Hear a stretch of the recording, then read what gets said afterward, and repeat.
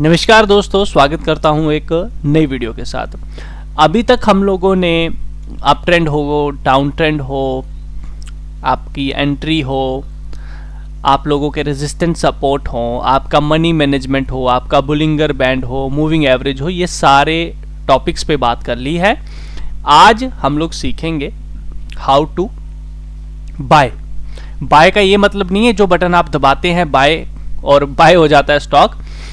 ये वो बाय है कि आखिर जब एक स्टॉक किसी लेवल पे होता है तो हमें वहां पर क्या रणनीति बनानी चाहिए बाइंग की, है ना। हो सकता है वो सपोर्ट के करीब हो सकता है वो रेजिस्टेंस के करीब हो, तो हम बाइंग कैसे करेंगे। तो हम लोग बाइंग सीखने वाले हैं कि कितनी किस्तों में बाइंग करनी चाहिए, कैसे कैसे बाइंग करनी चाहिए, ठीक है। तो हम लोग ये सीखने वाले हैं। सबसे पहले जब हम कोई भी स्टॉक को देखते हैं, अगर हम सिर्फ और सिर्फ उसका फंडामेंटल देख रहे हैं, ठीक है, फंडामेंटल देख रहे हैं और फंडामेंटल के अकॉर्डिंग उसका प्राइस निकल कर आ रहा है 410।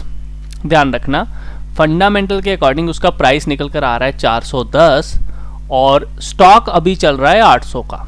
कितने का? 800 का। आप कहते हो एज पर फंडामेंटल यार ये 410 मिल जाए तो बड़ी अच्छी बात है। आप करते हो वेट, जब वो चल रहा होता है 800 का तब करते हो वेट, बट होता क्या है वो हो जाता है 900 का। आप कहते हो यार आजा, अब तो नहीं आता, वो हो जाता है 1200 का। आप कहते हो अब तो आजा, लेकिन वो हो जाता है 1500 का। बड़ी बार आपके साथ ऐसा होता होगा, है ना। तो सबसे पहले हम सीखेंगे कि इससे कैसे बचना है। कैसे, देखिए सबसे पहले एक बात ध्यान रखना, चाहे आप टेक्निकल बेसिस एंट्री करें या फंडामेंटल बेसिस एंट्री करें, जब आपको पता है कि किसी स्टॉक ने जाना ऊपर है, आदमी हो या इंसान, मार्केट हो, जाना ऊपर है, ये बात हमेशा ध्यान रखिए। तो उसी तरह जब आपको पूरा विश्वास है आपके एनालिसिस के अकॉर्डिंग, तो उस केस में हमारा एक सिनेरियो रहता है बाइंग का। हम क्या करते हैं, जिस लेवल पे वो होता है उस लेवल पे थोड़ा सा बाय कर लेते हैं। थोड़ा सा मतलब ये हो गया कि हम सबसे पहले डिसाइड करते हैं कि हम इस स्टॉक में फंड कितना लगाएंगे, ठीक है। हम समझ लीजिए स्टॉक है 410 का, हमने ये सोच लिया हम 50,000 इसमें लगा देंगे। तो 50,000 का 10% सबसे पहले हम उसी टाइम लगा देते हैं जिस भी वो लेवल पे चल रहा होता है, चाहे वो सस्ता है चाहे वो महंगा है, जितना भी है 10% लगा देंगे। और उसके बाद हम लोग सोचना शुरू करेंगे कि अब हम कैसे खरीदेंगे। तो बाकी की जो 90% कैपिटल होती है हम बचा के रखते हैं, इसलिए कि जब वो हमारे लेवल पे आए हम तब खरीदें। अब ये 10% खरीदने का बेनिफिट क्या है? 10% खरीदने का बेनिफिट ये है, अगर वो स्टॉक जैसे कि मैंने बताया हमारे लेवल पे नहीं आया जो हम लेवल चाहते थे, तो एटलीस्ट जो ऊपर की तरफ निकलेगा तो कम रिस्क के साथ हमें बड़ा प्रॉफिट हो जाएगा। आपने बड़ी बार देखा होगा हम वेट करते रहते हैं, स्टॉक ट्रिपल, 2 गुना, 4 गुना, 5 गुना हो जाते हैं, तो उस 10% में भी वो आपको बहुत अच्छा प्रॉफिट दे जाता है और आपको कभी भी रिग्रेट नहीं होता है, ठीक है। ये बात ध्यान रखना, इसलिए 10% हम उसी टाइम ले लेते हैं जब हमें स्टॉक अच्छा लगना शुरू हो जाता है, ठीक है।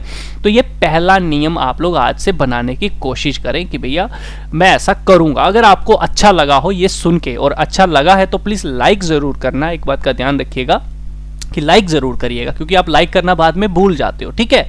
तो ये पहला नियम है। दूसरा, अगर आप ये सोचते हो कि आपको स्टॉक आपके प्राइस पे मिल जाए जिस लेवल पे आप चाहते हो और वहीं से रिवर्स हो, तो ऐसा कभी नहीं होता, ठीक है। या तो वो बड़ी ऊपर निकल गया होता है या तो वो बड़ी नीचे होता है। प्री एजम्पशन करके हम एंट्री ले नहीं सकते क्योंकि वो रिस्की रहता है। तो इसलिए हमें क्या करना होता है, हमें वॉच लिस्ट बनानी है। तो एक बात ध्यान रखना, बाइंग करने के लिए आपके पास वॉच लिस्ट होनी चाहिए और उस वॉच लिस्ट को आपने नोट करके रखना है कि कौन सा स्टॉक महंगा है और कब ये सस्ता होगा तो मैं खरीदूंगा, कौन सा स्टॉक सस्ता है, कब ये महंगा होगा, एक अच्छे प्राइस पे आएगा, वहां टेक्निकल लेवल क्रॉस करेगा तो मैं खरीदूंगा, ठीक है। एट ए टाइम कुछ भी नहीं करना 10% को छोड़ के। बस ये 2 नियम आप बाइंग में ध्यान रखिए कि जब भी कोई स्टॉक मिले, बहुत अच्छा लगता है, पूरा कॉन्फिडेंस है, तो 10% तो उसमें ज़रूर बाइंग करनी है। बाकी 90% हम वॉच लिस्ट में रखते हैं अपने लेवल का। अब ये लेवल हो जाता है कि हम दो तरीकों से बात करेंगे कि ठीक है, मुझे अब देखना, ध्यान से समझना, कोई एक लेवल है 410 का और स्टॉक का प्राइस भी 410 चल रहा है, आपका लेवल बहुत अच्छा है, तो इस लेवल पे आप क्या करो, आप 410 पे अगर आपको लग रहा है बहुत अच्छा तो आप ले सकते हो, 100% कैपिटल अपनी इसमें लगा सकते हो। लेकिन 100% कैपिटल का ये मतलब नहीं है कि इसी एक स्टॉक में अपनी 100% लगा दो। 100% का मतलब ये है कि इस स्टॉक के लिए आपने निवेश कितना रखा था। तो हमेशा जब भी हम बाइंग करते हैं, जब भी हम एक स्टॉक में इन्वेस्ट करते हैं, तो ध्यान रखना कभी भी सिंगल स्टॉक में पैसा नहीं लगाना है। कम से कम मिनिमम आपके पोर्टफोलियो में 5 स्टॉक तो जरूर होने चाहिए। 5 स्टॉक से कम अगर आप इन्वेस्टमेंट कर रहे हैं और आपने सिंगल स्टॉक में पैसा लगा दिया तो आप प्रॉफिट में नहीं आएंगे। हो सकता है आपका तुक्का चल जाए, हो सकता है आने वाले समय में आ जाए, बट बहुत रिस्क के साथ आप काम कर रहे हैं। तो आपको मिनिमम 5 स्टॉक में इन्वेस्टमेंट करने के लिए फंड रखने चाहिए। एग्जाम्पल के तौर पे अगर आपके पास 5 लाख रुपया है तो आप 1-1 लाख को डिवाइड कर दीजिए और सोच लीजिए कि मैं 5 स्टॉक इन्वेस्ट करूंगा जिनमें मैं 1-1 लाख रुपया सब में लगाऊंगा, ताकि अगर कोई स्टॉक गिरे तो एटलीस्ट ये चढ़ जाए। हमेशा बास्केट बाइंग करनी चाहिए, इसको बोलते हैं बास्केट बाइंग। आपने म्यूचुअल फंड देखा होगा, कितने सारे स्टॉक्स को मिलके एक म्यूचुअल फंड जो है वो बनता है। तो आखिर वो क्यों ऐसा करते हैं? ताकि अगर एक सेक्टर सेलिंग प्रेशर में चल रहा है तो दूसरा सेक्टर अप जाएगा, अगर एक सेक्टर नीचे की तरफ है तो आने वाले टाइम में दूसरा सेक्टर ऊपर जाएगा। तो स्टॉक तो सभी अच्छे होते हैं लेकिन हर किसी का एक टाइम पीरियड होता है, कहते हैं ना किसी की फॉर्म चल रही है क्रिकेट मैच में, तो उसी तरह होता क्या है कि हर स्टॉक का एक पोर्टफोलियो जो है वो बना रहता है। तो इससे एक तो पोर्टफोलियो में रिस्क कम रहता है, दूसरा कोई भी सेक्टर चले तो एटलीस्ट आप लोगों को प्रॉफिट होता रहता है। तो मिनिमम स्टॉक तो 5 होने चाहिए। मैक्सिमम देखो, जब आप सिंगल इन्वेस्टमेंट कर रहे हो तो आप ले लीजिए कि आप 20 स्टॉक, मैक्सिमम 15 स्टॉक ले लीजिए, मैक्सिमम 20 स्टॉक, इससे ऊपर मत जाइए। इसके ऊपर जाएंगे तो खिचड़ी पक जाएगी, आपको कुछ भी समझ नहीं आएगा। और अगर आप 20 स्टॉक में ही गलत साबित हो रहे हो, आप प्रॉफिट ही नहीं कमा पा रहे हो 3-4 साल में इन्वेस्टमेंट के बाद, तो कहीं ना कहीं आपकी रिसर्च में गड़बड़ जरूर है। क्रैश आ जाए वो बात अलग है, लेकिन अगर आप फिर भी नहीं कमा रहे तो कहीं ना कहीं आपकी रिसर्च में गड़बड़ जरूर है। इस बात का ध्यान रखिए, आपको अपनी स्टडी के ऊपर फोकस जो है वो थोड़ा सा करना चाहिए। तो मैक्सिमम आप 20 ले लीजिए, इससे ज़्यादा नहीं चाहिए। अब 20 में भी आप 5 स्टॉक ऐसे होंगे जो हाई रिस्क वाले होंगे, वो ले लीजिए, और 15 स्टॉक मिनिमम एवरेज रिस्क वाले, ज़्यादा ना नुकसान ना ज़्यादा प्रॉफिट होना चाहिए, ज़्यादा नुकसान नहीं होना चाहिए उसमें, ठीक है। बिल्कुल प्रॉपर स्टडी के साथ आप ले सकते हो, ठीक है। अच्छा, तो ये हो गई आपकी बाइंग की रणनीति। अब दूसरा कि भैया ठीक है, चलो हमने 10% बाइंग कर लिया, हमने सोचा था किसी लेवल के एवरेज आएगा, अगर वो नहीं आया, वो एवरेज चला गया, तो दोस्तों अगर वो ऊपर की तरफ चला गया, नहीं आया वो लेवल, तो उसको हम अवॉइड कर देंगे। हम उसी 10% के साथ बैठे रहेंगे, वेट करते रहेंगे, जाता जा, जितना ऊपर जाना है जा, ठीक है।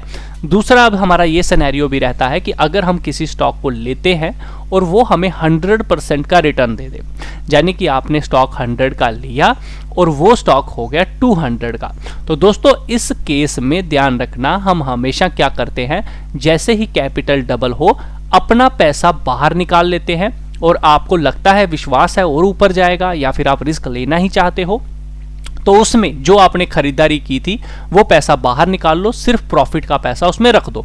क्योंकि अगर आपने 50,000 लगाया होगा तो वो 1 लाख बन गया होगा। 50,000 को बाहर निकालो, 50,000 को रहने दो, और 50,000 किसी और स्टॉक में आप इन्वेस्ट कर सकते हो, ठीक है। इस बात का ध्यान रखिएगा। अब बात आती है कि अगर हमने स्टॉक ले लिया, क्या वो हमारे लेवल पे आए तो हमें लेना चाहिए?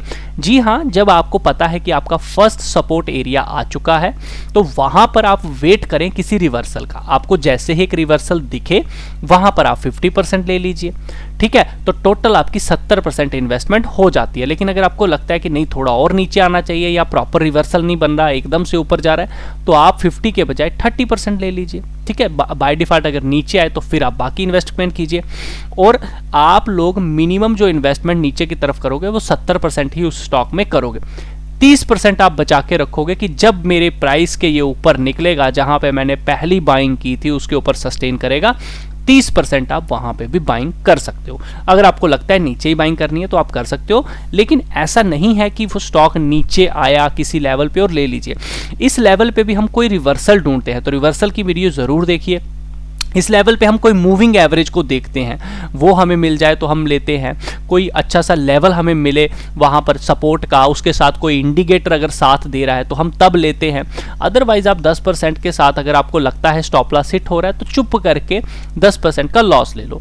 अगर बड़ी बार कई बार ऐसा होता है स्टॉक भाग जाता है तो हम जल्दी जल्दी में क्विक एंट्री करना चाहते हैं, तो उस केस में भी हम 10% एंट्री जो है कैपिटल की कर लेते हैं। इससे क्या होता है कि अगर बाय डिफॉल्ट नीचे की तरफ ब्रेकआउट आ भी जाता है, ब्रेकआउट देने के बाद स्टॉक, तो हम 10% के साथ एग्जिट कर जाते हैं। तो इससे हमें होता क्या है, कम नुकसान होता है। ठीक है, तो होप्स हो आज की वीडियो में कुछ ना कुछ आपको सीखने को जरूर मिला होगा। सीखने को मिला है तो लाइक जरूर करें, शेयर जरूर करें। इसी तरह की और वीडियोस पाने के लिए चैनल को सब्सक्राइब करना बिल्कुल मत भूलिएगा। मिलता हूं आपके साथ नेक्स्ट वीडियो में। ट्रेड लेने से पहले एक बार अपने फाइनेंशियल एडवाइजर से जरूर पूछिए, क्योंकि रिस्क आप